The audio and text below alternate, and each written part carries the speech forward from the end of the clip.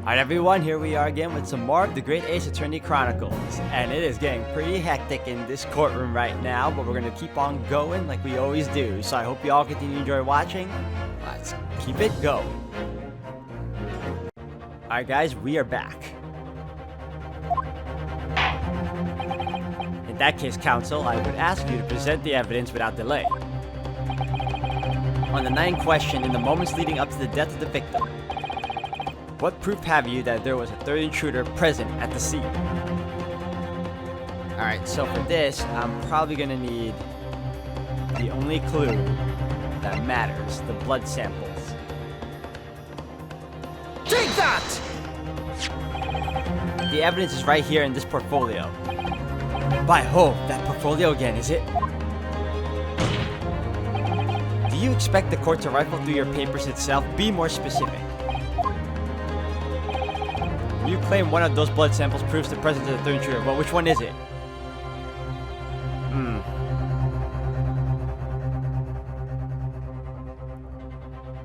Take that! What am I looking at here? There appears to be some green paint or such like around the bullet hole in the middle of the calendar. That's the bloodstain, my lord. A bloodstain? Green blood. Curious even for you. Is the court to understand that the intruder was some unhuman creature? It's something developed by Mr. Herlock Sholmes. By the great detective? New invention, stop. Not yet appeared in stories, stop. It's this, you see. It doesn't have a name yet, though. This fogger sprays a chemical that reacts with the different elements of people's blood to change its color. Different elements of people's blood? Yes, everyone's blood is slightly different, you see, because it's made up of different elements. So by seeing what color it changes to, you can tell in a flash whose blood it is. Ooh, that brings a whole extra dimension to looking at blood. Talk of blood in courtroom, stop. Very exciting, stop. As an example, this one shows the blood of the victim, Mr. Winterbank. Ah, a striking blue. Yes, so you see the green color of this bloodstain on the calendar shows that somebody else was shot in the main part of the shop. Now hold fire there, young man. Could be from an unrelated incident, couldn't it? No, it's not unrelated. The date showing on the calendar is the date on which Mr. Winterbank was killed. By golly! Therefore, we can assume that whoever was shot on the same day. Whose blood is it? Well, the Skulkin brothers in the stand don't appear to be suffering from any gunshot injuries. Which means it must be the blood of somebody else, the third intruder in fact. Objection! Whose identity the court is still waiting to hear. You can't delay this any longer, my learned friend. Who's the alleged third intruder?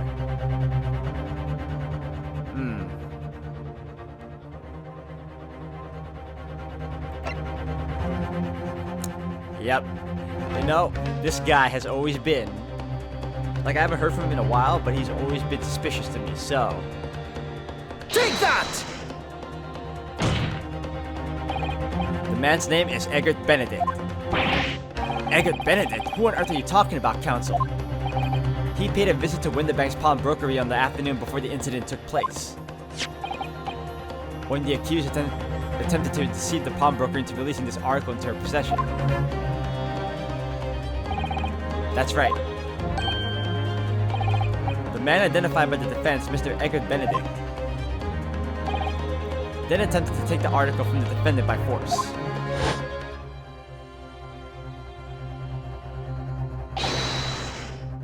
Broker? Yes, sir. I believe this filthy pocket thief has just redeemed an article from you know? Yes, the article in question belongs to me. I demand for it to be returned at once. Now that's a lie. What are you trying to pull? Give me back my overcoat, you rascal, and needless to say, any music box discs too. Inspector Gregson was there at the time and can attest to what happened. In the end, it was the inspector himself who took the disc. can you corroborate this account, Inspector? Yes, my lord. That's more or less what happened. And in the interest of being thorough, I asked Winterbank for a print showing the fellow. Taken from one of his red-handed reporter Gubbiness.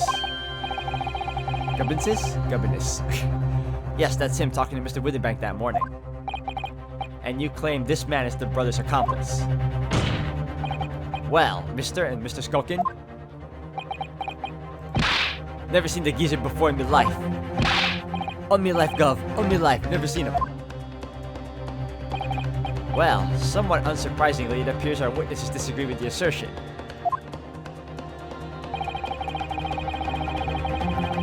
I'm sure your lordship recalls my learned Nipponese friend's actual assertion, which was that he could prove the identity of the alleged accomplice. Yes, and I can. Then show us the evidence. I agree. We must see proof that the clean-cut gentleman in the photograph is the filthy criminal you say he is. This is the last piece of evidence. I've had a feeling that something has been missing in this trial from the very start. But now, I'm gonna drag it kicking and screaming into the courtroom.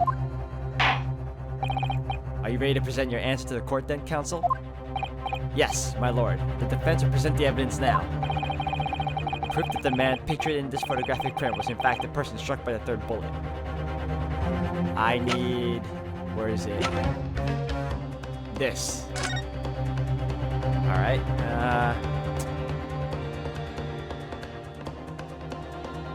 inspect the blood. Oh, Runo, look! This is blood, yes, you're right. It's just a small smear, but definitely blood. Actually, I feel as though I might have noticed that before. Ha! That's my time to shine again. I thought I'd be waiting forever. Alright, hold still with that disc, Runo. Can we get this done quickly, Iris? In a flash.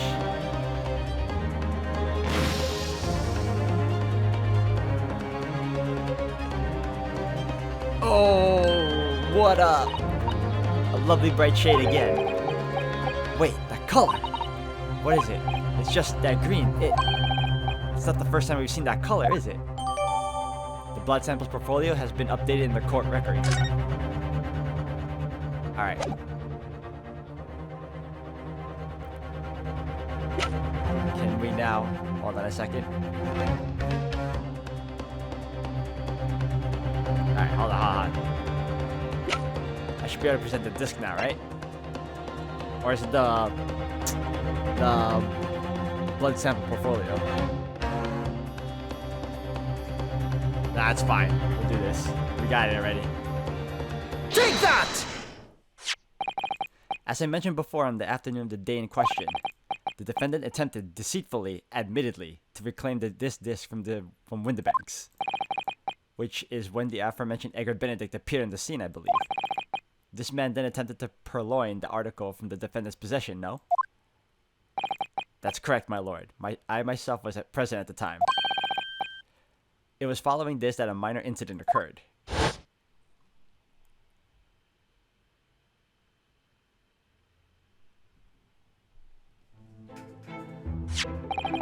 But of course, sir, here's the disc for you.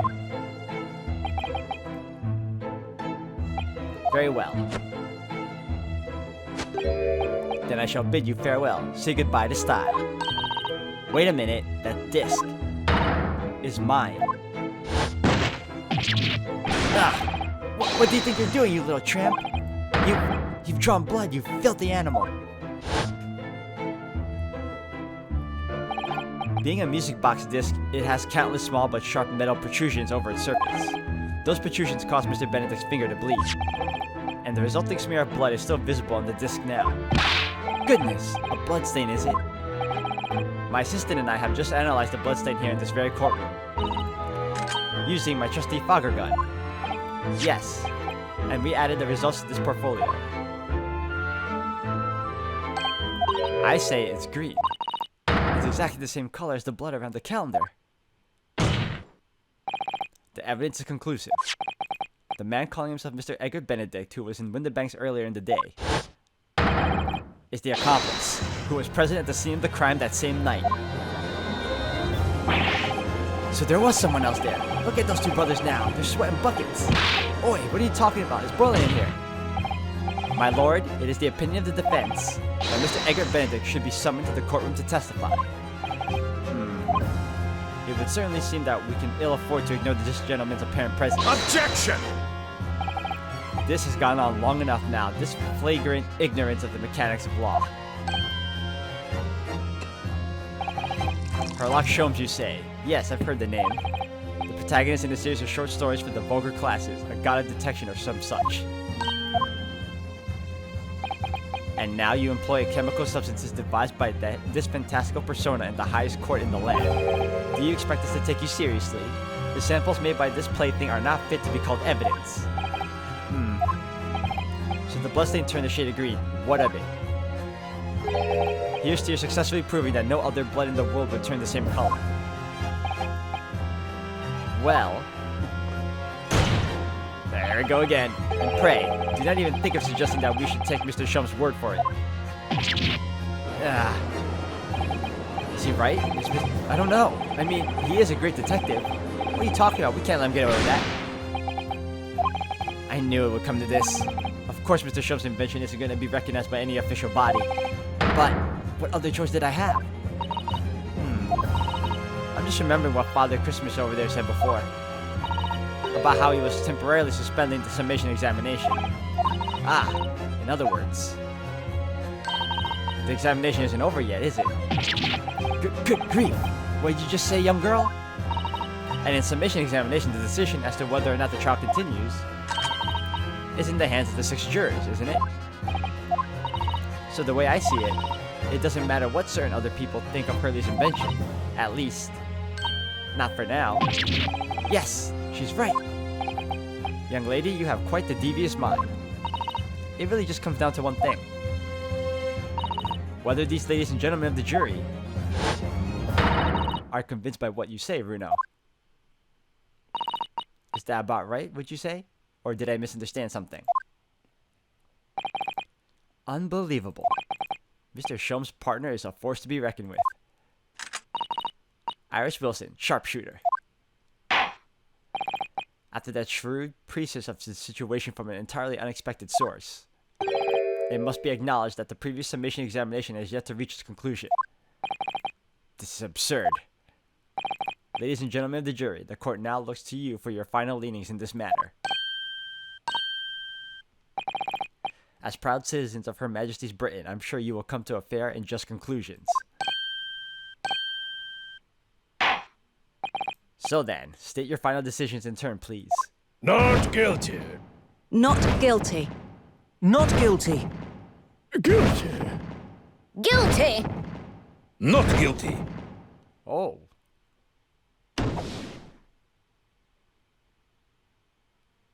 The lag.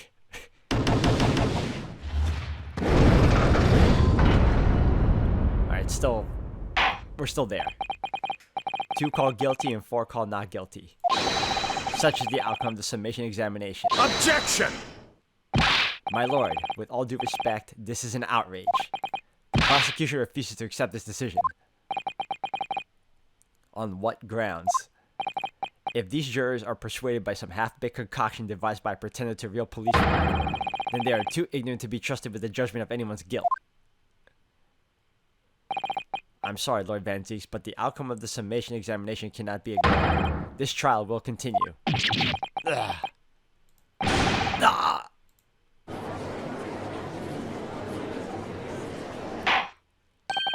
Nevertheless, we find ourselves in a rather awkward situation. The defense has very reasonably requested the subpoena of a new witness. But sadly, I fear that will be impossible. What? The name of the gentleman gave for himself, Edgar Benedict, is quite clearly false. I don't believe it.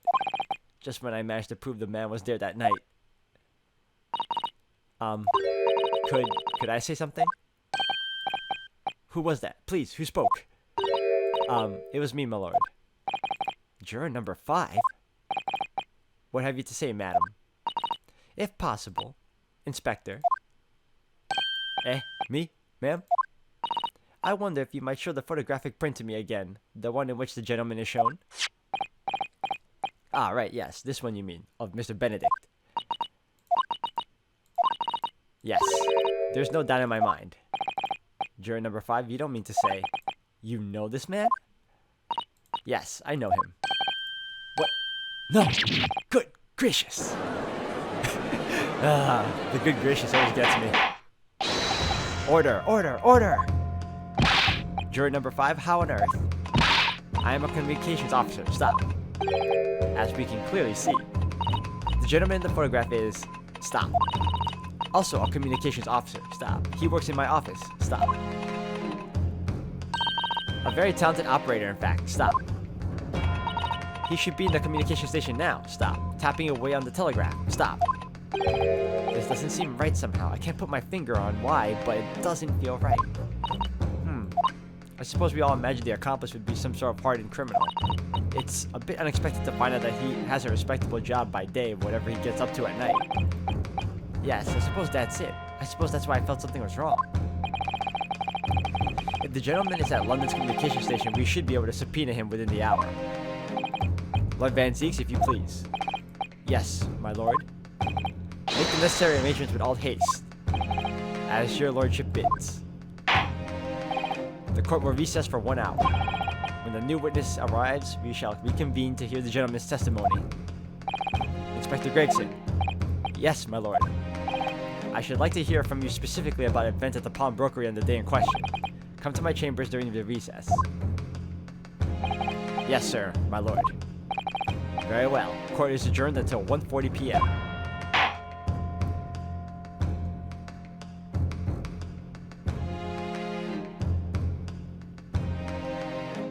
To be continued. Ooh. Alright, that takes down part 2 of the trial. Moving on to part 3.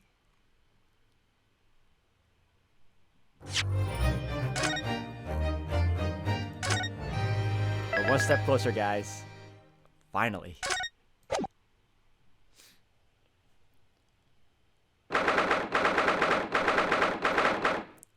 th of April, 12:41 p.m. The Old Bailey Defendant's Antechamber. Ah, Gina, how are you holding up? I'm starting to feel quite warmly towards her frequent cold shoulders now.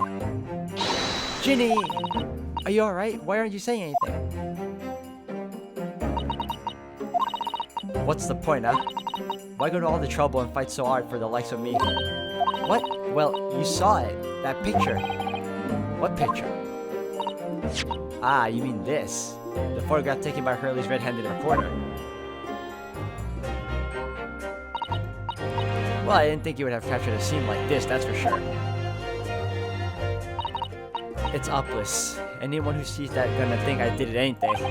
Well, I won't pretend it wasn't a bit of a shock when the prosecution first presented it to the court. Surely you've got to have your doubts about me now. You can't still think I'm innocent. Of course I can.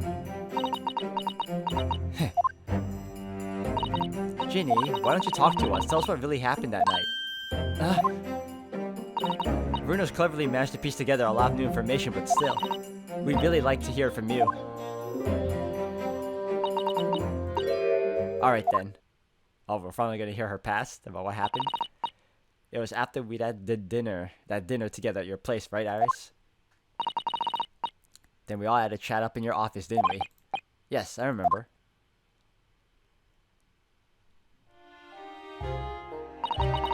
After that, I just couldn't get to sleep. So I slipped out and went down the street to the 2-to-1 to Windenbank's place. I had to know if Iris' story was there or not. The Hound of the Baskervilles. I don't know what it's about or nothing, but if you ask me, there's something in it that Sholmes don't like. Something what he don't want people reading. So that's why he lied to Iris about sticking it in a lug with Windenbank for safekeeping. At least that's what I thought at the time. So you broke into Windenbank's? I just had to know if it was there or not. I mean, I had no idea all that was gonna kick off, did I? I struck the lock and stuck inside. It was dark as you like in there. So I give the oil lamp on the counter a bit of a wick, and that's when... What do you think you're doing? I nearly died, I did. And the next thing I knew...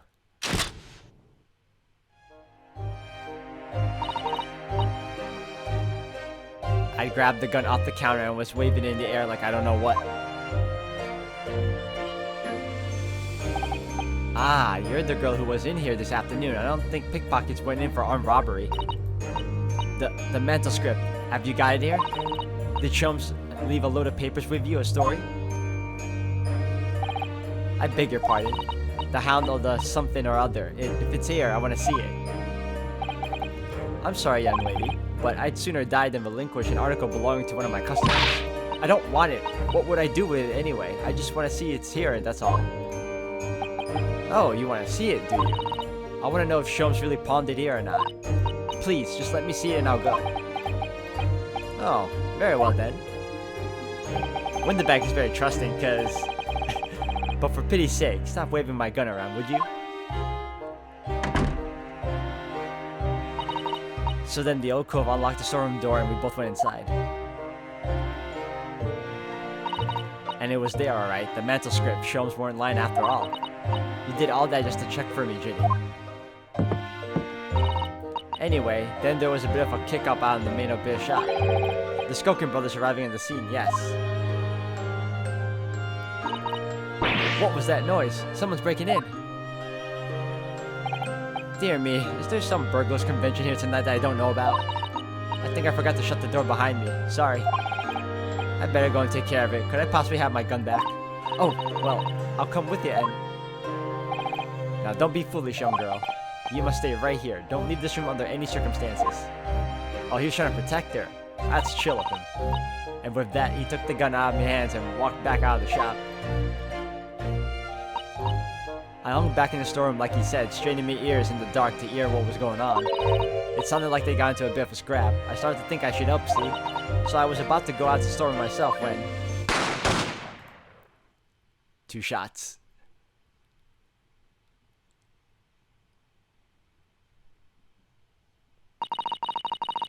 I heard a couple of shots go off. 2, I think. Almost at the same time. And then there he was, right at my feet, lying face down on the floor. I was right next to the storeroom door, so I slammed it shut and locked it quick as you like. Because she thought whoever had shot Mr. Winterbank might come for you. Yeah, so I went to grab the old cove's gun. I figured I'd put up a real fight at least. But when I got a better look at him, I knew.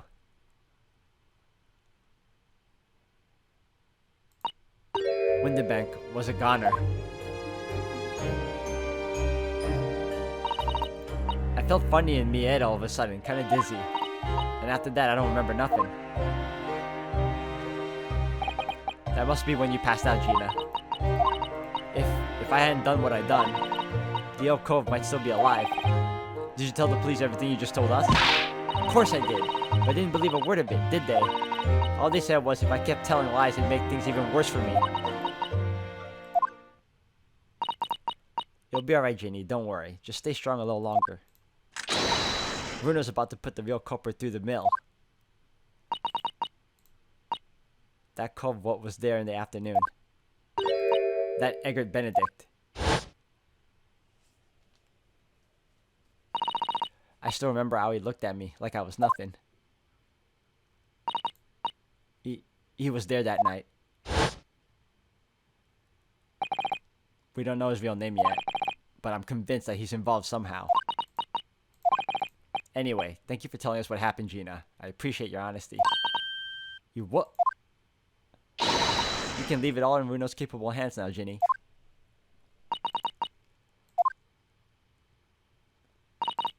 Mr. Nada Otto. Yes. How come you trust me? I don't get it. I mean, have you forgotten what happened here before? Come on, it was only 2 months ago. Me and McGilded, we told you a whole pack of lies. And you got the bog trotter off with him, even though it was a killer. No, I could never forget that. Oh? I did what I thought was best at the time. But the pain of that error of judgment doesn't get any easier to bear. Still, don't forget that I also made you a promise. I told you that I'd be on your side to the bitter end no matter what. But what if I'm lying? You could be working together. You could be working to get another killer off the hook for all you know. I was once in your position, Gina. I was the accused in a trial. You were? Before I left Japan, I was accused of murder. And strange as it might sound, the circumstances of the crime were pretty damning. I I was sure that no one would believe it wasn't me who'd done it. Oh, Runo. But there was one person who stood up for me, who believed in me, and was prepared to defend me. My best friend. The Billowing Bandana. That's his name now. Look at that. Billowing in the wind. In the wind that's not existing. Ryunosuke, no one believes in you more than I do. Leave this to me. All you need to do is put your faith in me and I'll do the rest. I was so happy. I cried. But even then, somewhere inside me I couldn't help thinking, surely he doesn't really believe in me. Not completely. But I was wrong.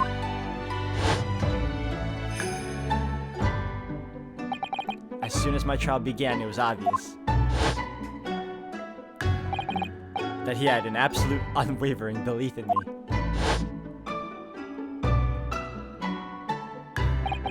And in turn, I developed an absolute unwavering belief in him. Yo guys, I don't know about you, but I'm starting to feel a little, a little teary-eyed, man. Oh man.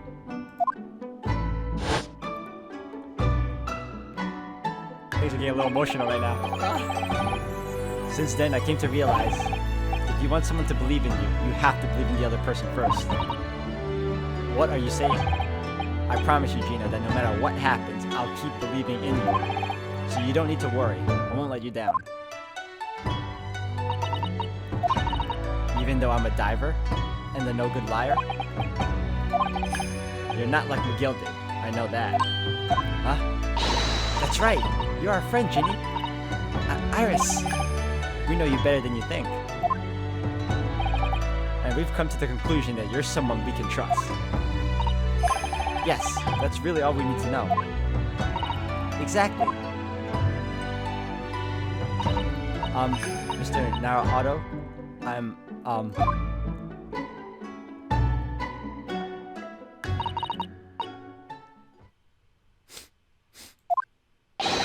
defendant Gina Lestrade and her legal representative.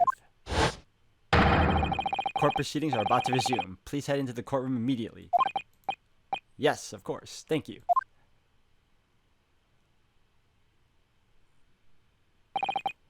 I'd been both a defendant and a defending lawyer in my time, so I knew only too well just how hard it was to put all your faith in another. And I also knew just how hard it was to bear the burden of another putting all their faith in you. This is it at last, the final chapter, the final battle.